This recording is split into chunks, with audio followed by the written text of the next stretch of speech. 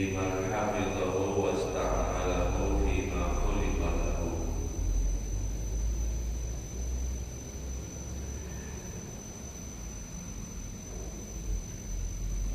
Meneruskan pembahasan yang sebelumnya, yaitu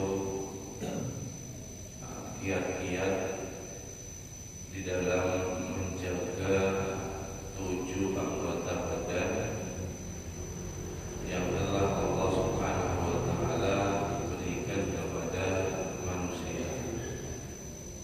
Kemarin telah dijelaskan itu tentang nikmat mata dan bagaimana menggunakan nikmat tersebut agar sesuai dengan apa-apa yang diridhoi oleh Allah Subhanahu wa Ta'ala, dan peringatan juga bahwasanya untuk selalu menghindari di dalam menggunakan yang tidak sesuai Allah ciptakan, yaitu bermaksiat kepada Allah Subhanahu wa Ta'ala.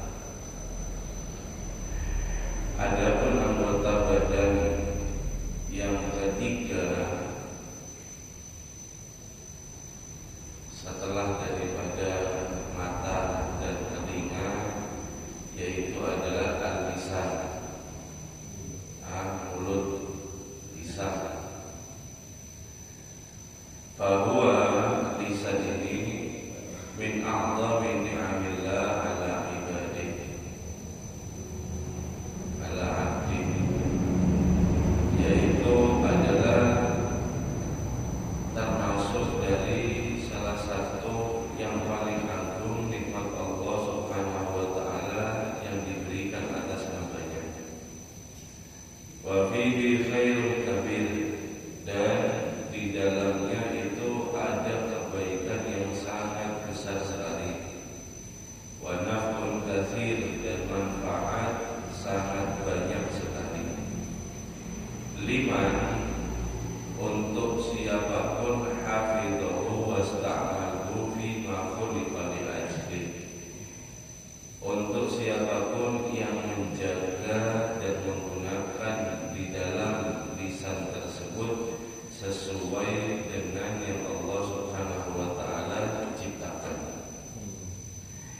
Wa fihi, dan sebaliknya di dalam lisan tersebut syarrun katsirun, sangat banyak sekali kejelekannya.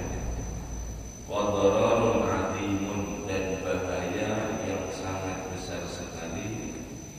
Liman adha'ahu wasta'malahu fi ghairi ma khuliqa lahu, untuk siapapun yang menyia-nyiakan dan menggunakan lisannya di dalam selain apa-apa yang Allah Subhanahu wa Ta'ala ciptakan. Wa qad khalaqa Allah Ta'ala li'abdi liyukthira bihi min dzikrihi wa tilawati kitabihi, dan benar-benar Allah Subhanahu wa Ta'ala menciptakan untuk hambanya, yaitu lisan tadi itu, hanyalah untuk memperbanyak dengan lisan tersebut daripada zikir kepadanya, membaca kitabnya yaitu Al-Quran, waliyamsaha bihi ibadahu, dan menasehati dengan lisan tersebut yaitu hamba-hamba Allah, wa yad'uhum bihi ila ta'atih, dan mengajak mereka orang-orang dengan lisannya itu tersebut kepada taat kepada Allah Subhanahu wa Ta'ala, wa yu'arrifahum ma yajibu 'alaihi min 'azimi haqqih, dan untuk mengetahui, untuk memberikan tahu kepada orang-orang apa-apa yang wajib atas mereka daripada agungnya haknya Allah Subhanahu wa Ta'ala. Waliyudhira bihi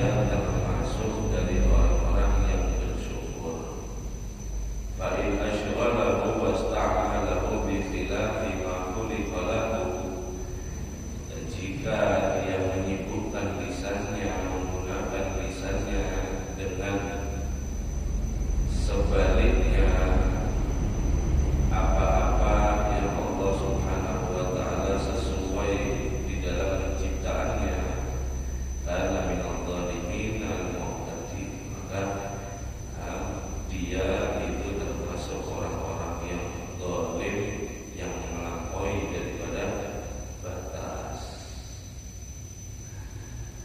Jadi hadirin hadirat rahimakumullah, lisan ini adalah yang paling dominan kepada manusia. Dengan lisan ini maka kita akan bisa itu zikir, membaca Al-Quran,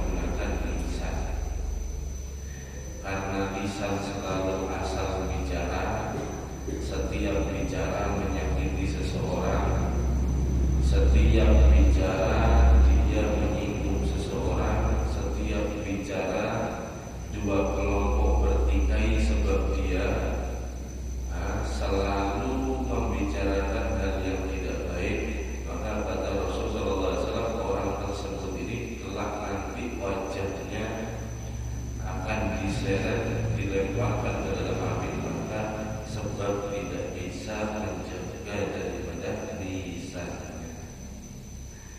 Wa qala alaihi salatu wassalam, dan juga Rasulullah sallallahu alaihi wasallam bersabda, "Man kana yu'minu billahi wal yawmil akhir falyaqul khairan aw liyasmut."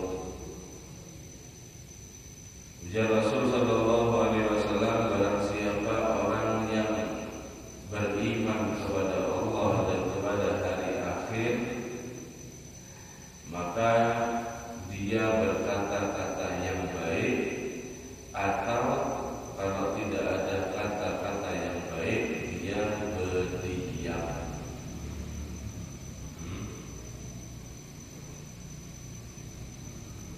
Jadi dia tidak berkata yang baik, tidak mau bandel kalau sesuatu hal itu yang pasti yang baik. Kalau ada yang baik, artinya ini dia masih ragu-ragu, mungkin tentang kabar, tentang berita, tentang segala hal apapun dia masih ragu dan tidak ada kepastian kebenaran atau tidak ada panggilan yang baik, maka dia lebih memilih berdiam. Itu ciri-ciri orang yang beriman kepada Allah dan hari akhir. Wa qala alaihi salatu wassalam, Rasulullah sallallahu alaihi wasallam bersabda juga, rahimallahu ra'an qala khairan faghanim aw sakata an syarrin fasalim. Allah subhanahu wa ta'ala merahmati daripada perkara seseorang, dia hanya berkata baik-baik saja, faghanim, maka dia akan beruntung. Aw sakata an syarrin fasalim, atau dia diam daripada yang jelek, maka dia akan selamat. Wa qala alaihi salatu wassalam, man samata najah. Rasul sallallahu alaihi wasallam bersabda dalam hadis yang lain, siapa orang yang banyak berdiam, dia akan selamat. Ini dari hadis para sahabat radhiyallahu anhum. Mereka bertanya, ya Rasulullah, man najah? Ya Rasulullah, apa yang membuat seseorang itu menjadi beruntung? Di dunia dia beruntung, di akhirat dia selamat, beruntung juga masuk surga. Qala sallallahu alaihi wasallam, Rasul sallallahu alaihi wasallam menjawab, amsik alaika lisanak. Yang pertama kata Rasulullah, tahan atas lisanmu daripada berkata-kata yang buruk. Jangan berbicara kecuali hal-hal yang baik. Tahani mulut kamu, tahani dari berbicara yang tidak baik. Yang kedua, waliyasa baitu, dan luaskan daripada rumahmu. Arti luas di sini adalah luas di dalam untuk beramal baik, beramal soleh. Kenapa kalau Rasulullah SAW dalam spesifik menyebutkan rumah? Sebab hadirin, ketika kita di dalam rumah, itulah bentuk asli kita, dan itu kita sendiri yang mengetahui tentang diri kita sendiri.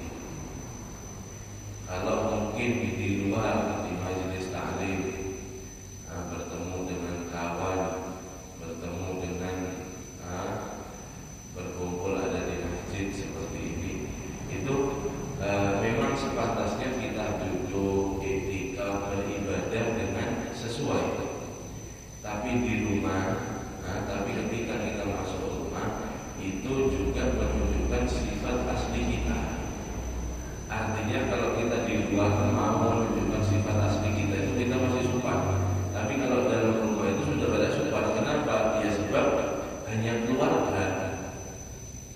Dan di dalam rumah itulah Rasulullah SAW mengingatkan di dalam rumah tersebut maka tetap untuk bertakwa, tetap untuk daripada berzikir, melakukan hal-hal yang bentuknya itu adalah ibadah yang meluaskan daripada akhirat kita. Kemudian yang ketiga, waqi ala fatihatik. Sering nangislah kalian, sering nangislah kamu atas kesalahan kamu yang telah kamu perbuat di dalam dosa-dosa kamu. Maka tiga ini kata Rasulullah SAW adalah tanda orang yang selamat, yaitu dia yang selalu menahan bicaranya, berpikir dahulu sebelum berbicara. Yang kedua, dia baik zahir maupun batin dia takwa, beramal soleh. Kemudian yang ketiga adalah menangis atas dosa kita yang kita telah berbuat. Arti menangis itu adalah menyesal tentang apa-apa yang telah kita perbuat di dalam salah kita kepada Allah Subhanahu wa Ta'ala, yang artinya adalah taubat. Kata Imam Al-Haddad, saking pentingnya kita ini untuk menangis. Seandainya kamu ini tidak bisa menangis, maka paksa diri kamu untuk bisa menangisi dosa-dosa kamu. Saking pentingnya itu untuk melembutkan hati.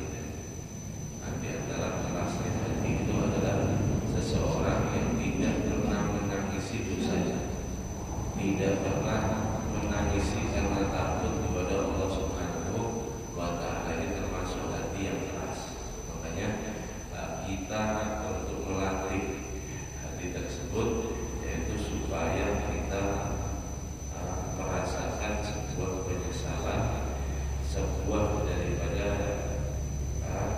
itu rasa kesedihan tentang dosa-dosa kita yang telah kita perbuat. Kalau masalah dunia sering saja kita nangis, masalah anak sakit, masalah kehilangan dunia, masalah kehilangan ini, kehilangan itu, sering saja kita nangis. Dan itu sangat banyak terlihat. Tapi yang nangis karena dosa, nangis karena Allah Subhanahu wa Ta'ala, ini sedikit sekali. Tengah malam bangun menangisi dosanya, menyesali perbuatannya yang selama ini dia lalai kepada Allah, itu sedikit sekali. Tapi menangisi untuk hal-hal duniawi sangat banyak, setiap hari kita bisa temukan. Itulah kata Rasulullah SAW, untuk selalu kita bisa lebih lagi merasakan rasa takut kita, takut kita tentang kebesaran Allah Subhanahu wa Ta'ala. Wa qala Rasulullah sallallahu alaihi wasallam, kullu kalam ibni Adam alaihi la illa dzikrullah aw amrun bil ma'ruf aw nahy 'anil munkar. Setiap panggilan anak Adam, setiap omongan kalam anak Adam, manusia maksudnya, itu atasnya adalah sebuah tuntutan dan tidak berpahala kecuali zikir kepada Allah, memerintahkan kebaikan dan melarang daripada kemungkaran. Tidak ada maknanya omongan anak Adam itu kecuali zikir kepada Allah, memerintahkan kebaikan dan mencegah daripada kemungkaran. Ini maka berpahala. Selain tiga tersebut, maka tidak ada daripada pahalanya sama sekali. Artinya hadirin, zikir di sini itu adalah banyak ya, bukan yang zikir pakai tasbih saja, bukan. Maksudnya zikir di sini itu di antara zikir kepada Allah adalah ketika kita mengajari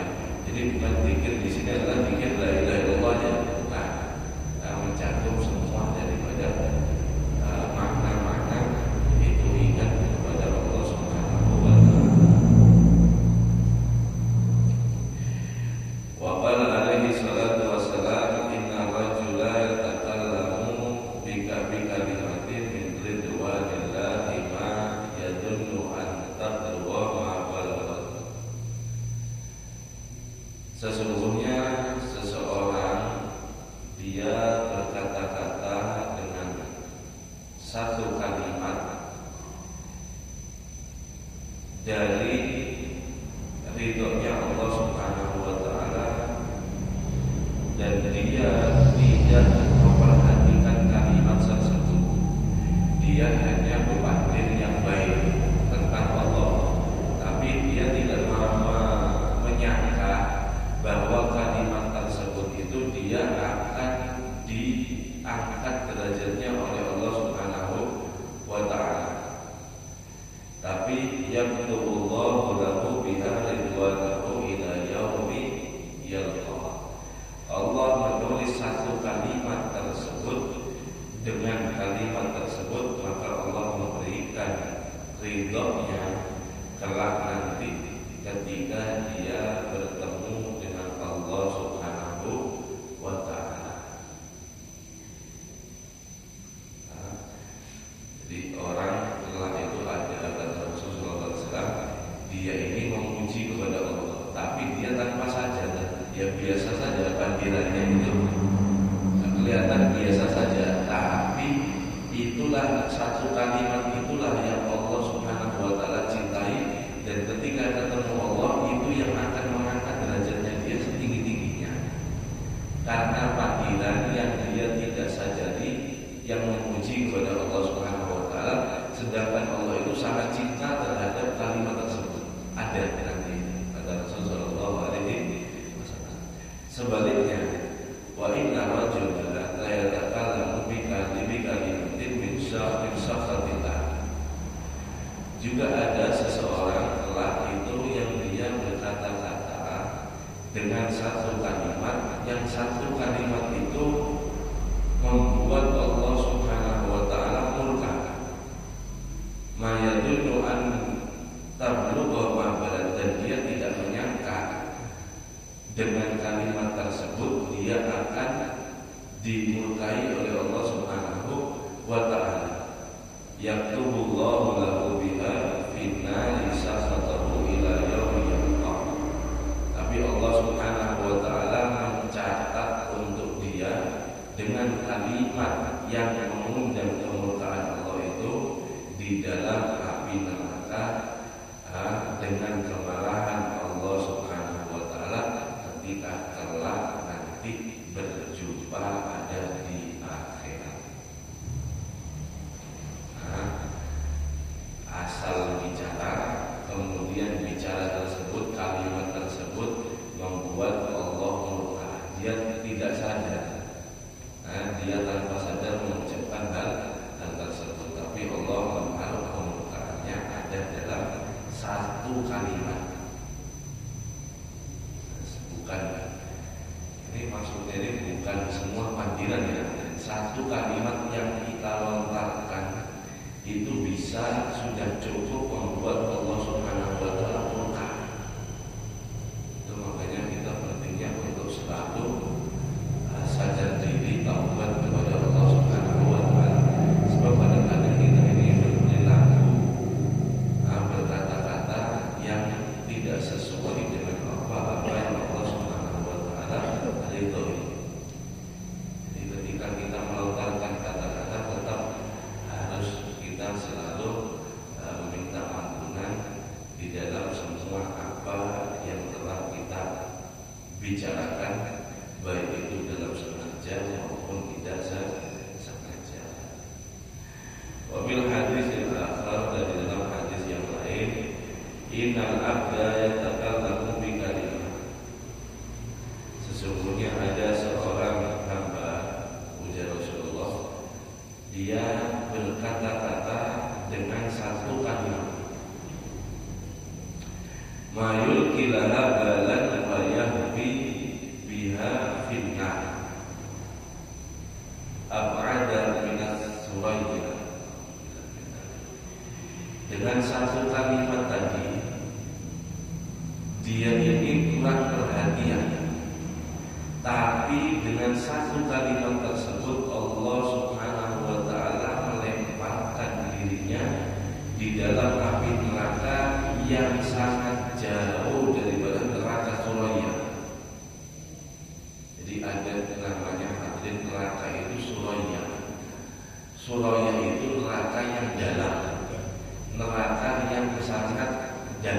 di dalam. Itu dia dimasukkan di bawahnya neraka Suroya. Apa kesalahannya?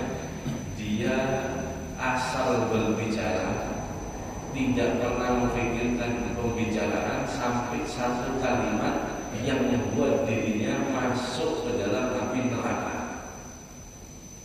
Karena kalimat tersebut yang dia asal bicara sampai saudara dengan saudara tumpah darahnya pada bernikah. Kenapa sebabnya? Karena kalimat orang ini tadi. Jadi karena kalimat satu itu bisa membuat dua kelompok saling perang. Dengan kalimat dia, dengan kata-kata dia, kehormatan seseorang itu bisa jatuh. Ini kata Rasulullah SAW, dengan kalimat-kalimat tersendiri seseorang itu kelak nanti akan dilemparkan ke dalam api neraka. Alhamdulillah min dari. Fakhatar lisan ahmadi. Maka bahayanya lisan ini sangat benar. Wa amruhu makhuf, dan perkaranya sangat menakutkan sekali. Wala yunaji minhu illa samti wa tarkin nafhi illa indal hajat li fadliha. Dan tidak akan bisa selamat dari lisan tersebut kecuali dengan cara berdiam, banyak meninggalkan panggilan omong kosong yang tidak perlu, diam pada